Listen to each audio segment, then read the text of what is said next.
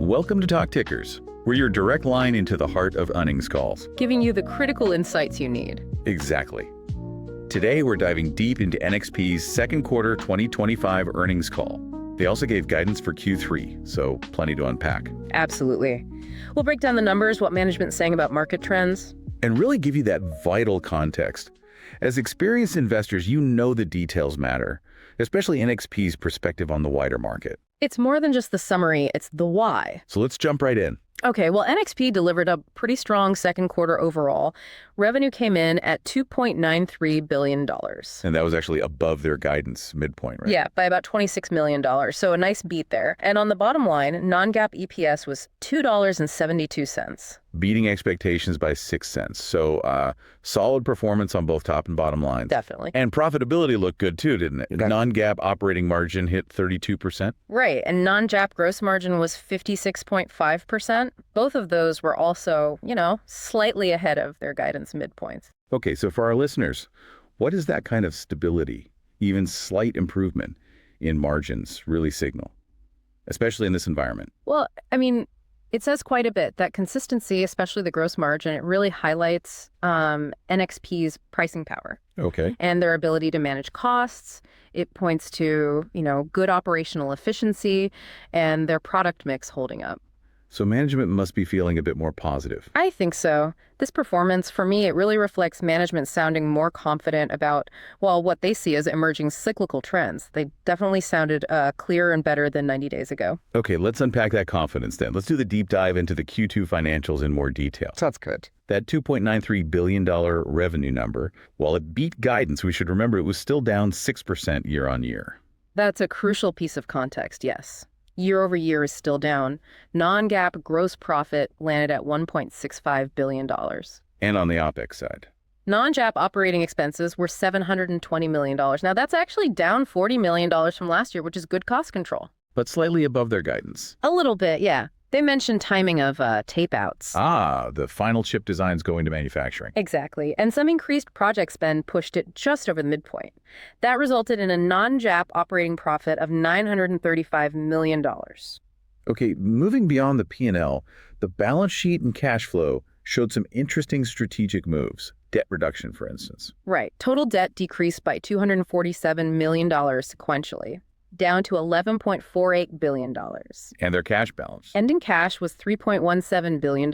You can see the strategic uses here, acquisition costs, paying down that debt, and capital returns. So looking at the overall financial health picture, what stands out from these balance sheet actions? Well, it's that combination, isn't it? Reducing debt while maintaining a strong cash position. Net debt ended up at $8.31 billion. And the leverage ratio. Very manageable. Net debt to trailing 12-month adjusted EBITDA was 1.88 times. That's quite healthy, especially now. And crucially, the cash generation. Very robust. Cash flow from operations was $779 million, which translates to $696 million in non-GAAP free cash flow. That's a strong free cash flow number, really gives them room to maneuver. It absolutely does. That's the engine funding these moves. Speaking of funding moves, let's look at capital allocation. They paid $257 million in dividends. Standard practice for them. And repurchased $204 million of shares. But here's the interesting bit. They paused the buybacks during Q2. Right. That caught some attention. Management tied it to needing capital for the TTE Auto acquisition that just closed, plus potentially Kinara and Aviva links, and their long-term leverage targets. Yeah. So should we read that pause as a red flag, or is it more like disciplined capital deployment? I'd lean towards disciplined deployment, definitely not a red flag. They did signal buybacks are expected to resume in Q3. Okay, so temporary. Exactly. It suggests they're prioritizing strategic M&A, getting that key IP and talent, and keeping the balance sheet strong over just mechanically buying back stock right now. It's a strategic trade-off. Makes sense. Shifting gears slightly, working capital, the cash conversion cycle improved? It did, down to 131 days, mostly driven by a drop in days of inventory, or DIO. DIO down to 158 days, plus better receivables and payables.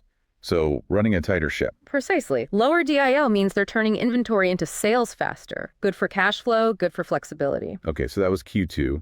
Yeah. What does this setup mean for Q3? What's the guidance? All right, for Q3, they're guiding revenue to $3.15 billion, plus or minus $100 million.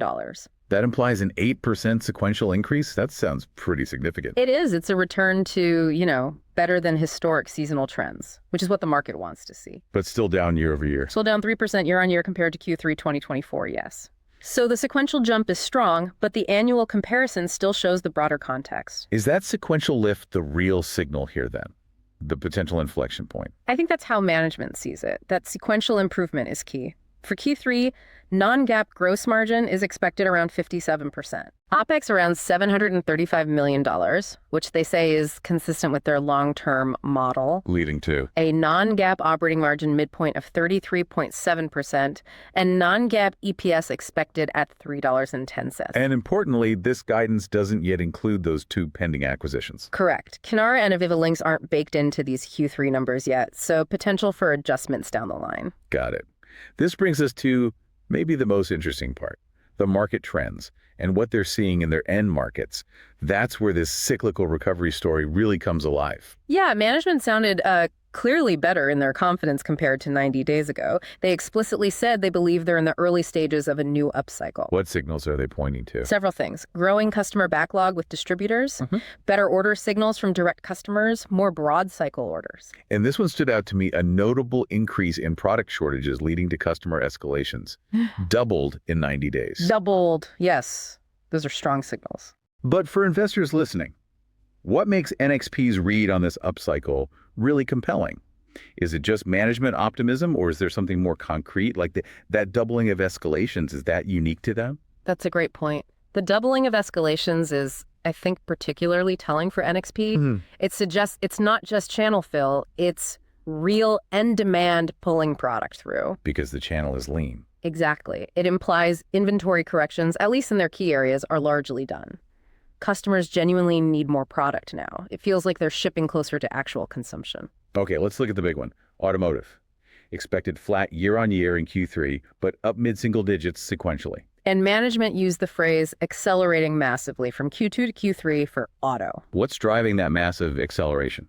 A key factor is the inventory burn at Western Tier 1 auto suppliers, the big guys in Europe and the US. That burn seems to be moderating, even disappearing in some cases. So they can finally ship closer to the actual demand from those tier ones. Precisely. It unlocks that demand.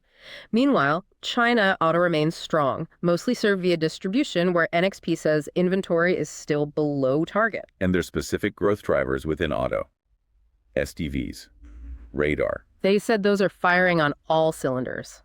Things like the S32 processor family for software-defined vehicles, radar, electrification components. So what does this massive acceleration really mean for NXP's future? SDVs are a long-term story, aren't they? They are, but this is significant because NXP isn't just waiting for the whole car market to boom. They're riding these powerful secular trends within auto. Like content game. Exactly. The S32 platform for SDVs, radar, electrification, that means more NXP silicon per car over time. The inventory normalization is the near-term cyclical boost, letting them capture current demand. The SDV part is the long-term compounder. A powerful mix. And it wasn't just auto showing strength, right? Industrial and IoT. Also looking better, projected up mid-single digits year on year and high single digits sequentially for Q3. Broad-based recovery there. They said it was broad-based globally, yeah. Core industrial and consumer IoT. They even mentioned early talks for next year involving higher performance and AI capabilities. Interesting hint there. Mobile. Mobile expected up low single digits year on year, but a strong sequential jump mid 20% range. And the laggard. Communication infrastructure and other, still expected down upper 20% range year on year, but flat sequentially. So stabilizing maybe, but still weak compared to the others. Okay, let's shift to operational and strategic insights. Back to inventory for a second.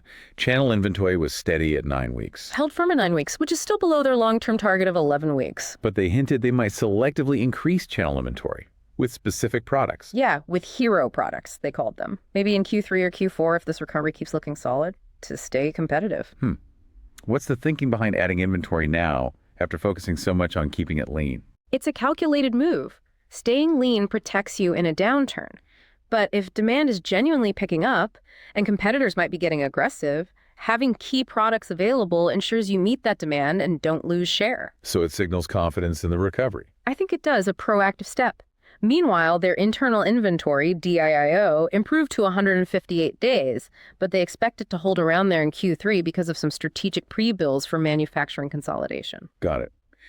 And the acquisitions TTE Auto closed in Q2. You mentioned it was more about IP and talent. Exactly. Primarily for its software expertise for safe processing and SDVs. Not really a revenue contributor right now. Deemed immaterial financially for now. Right. It's about integrating their know-how and, importantly, those 1,100 software engineers into NXP's SDV strategy. Adding to OpEx, but they said they made room by cutting other projects. Correct. It's a very strategic, long-term play for SDV leadership, acquiring that critical software capability. Okay. And manufacturing. They're consolidating factories. Yes, their hybrid manufacturing strategy is on track, consolidating older 200-millimeter front-end fabs. This helped push front-end utilization up into the mid-70% range in Q2. Up from low 70s. That should help margins. Absolutely. Higher utilization spreads fixed costs, improves profitability. It's a key part of hitting their long-term margin goals. And tariffs. Still a background worry, but NXP's take. Still creates uncertainty for long-term planning, they acknowledge that. But they stated the direct financial impact of current tariffs remains immaterial for them. And they're watching closely for any weird order behavior, like pull-ins or push-outs. Yeah, they have robust monitoring for that. Customers ordering early to beat tariffs or delaying orders, hoping tariffs ease. They saw none of that in Q2 and don't expect it in Q3. That suggests a degree of stability in their order patterns despite the noise. It does. Shows supply chain resilience and good customer communication. And finally, tying it together with their long-term model, they reiterated confidence. They did, aiming for OpEx around 23% of revenue in the second half of 2025. And they highlighted their gross margin targets again. What were those targets? Roughly 100 basis points of extra margin for every $1 billion in extra revenue, aiming for a long-term range of 57% to 63%. Ambitious, but achievable. They believe so. They pointed to clear levers, that higher factory utilization, optimizing the product mix towards higher value stuff like SDV chips, and eventually refilling the channel inventory strategically. It seems grounded in their operational plans. Okay, so stepping back, this NXP call really does paint a compelling picture. Yeah. A company navigating this, well, still mixed macro world, Right. but really capitalizing on its specific strengths. Yeah. Especially in auto with that SDV shift accelerating, it feels like they might be life-dependent on a massive, broad recovery than some others. I agree. That specific tailwind from Western Auto Tier 1 inventory burn stopping, that's huge for them, and it's happening now. It's not just hoping for better macro. And their inventory discipline, aiming for competitiveness rather than just, stuffing the channel. It speaks to a management team focused on long-term health. Cautious, but strategic. Plus those early recovery signs in industrial and IoT and the potential for adding some channel inventory later, hints at maybe some upside beyond just normal seasonality later this year. It certainly hints at that possibility. It really shows how these company-specific dynamics, inventory cycles, tech leadership can create distinct opportunities. It really does. It feels like they're kind of charting their own course through this recovery, which leads to an interesting thought experiment. Oh, I know where this is going. Okay, let's put on our purely theoretical, this is not financial advice hats for a moment. This is just kicking ideas around, like for an investment committee pitch, definitely not advice. Got the disclaimer. Proceed. Considering NXP's strong position in SDVs, their careful inventory management preventing those pull-ins, strong sequential growth, what if you considered a targeted, maybe leveraged play, long duration? Okay, leveraged and long duration. Imagine maybe long-dated, out-of-the-money call options on NXP, expiring well into 2026, say. Okay, that's definitely leaning out over the skis. What's the thesis? The thesis is that the market is maybe underestimating the compounding effect. NXP's content gains in auto SDV, radar, plus the structural benefit of that Tier 1 inventory normalization finally finishing. It's a double whammy. So you're betting their specific drivers will let them significantly outperform the broader semi-market. Exactly. Driving multiple expansion beyond what maybe simple macro models suggest. The outrageous part is the leverage and the time horizon. It's a high conviction bet that their strategy, the acquisitions, the manufacturing changes translates into superior growth and profitability over the next, say, 12 to 18 months, leading to a major stock re-rating. It's betting on NXP as more than just a chip company, but as a core enabler of where auto and industrial are heading. Fascinating thought experiment. And again, purely hypothetical, not financial advice. Absolutely not financial advice. Okay. Let's bring it back and recap. Good idea. So NXP's Q2. Better than expected. Q3 guidance points to significant sequential acceleration. Management sounding clearly more confident about an emerging upcycle, backed by stronger orders and those customer escalations. Automotive is a real standout, poised for growth as that Western Tier 1 inventory issue clears up, somewhat independent of a big macro turn. And strategic acquisitions like TTE Auto are locking in their leadership in crucial areas like SDVs for the long haul. We saw how they're pulling operational levers, manufacturing, inventory, and financial levers to capitalize. It really is fascinating how these company-specific stories, like NXP's inventory cycle and SDV position, create unique angles even in a complex industry. Definitely. So as you, our listener, digest all this, a final thought. Beyond just the financials, what other signals might you watch for to confirm these trends? Maybe confirm NXP's continued strong positioning.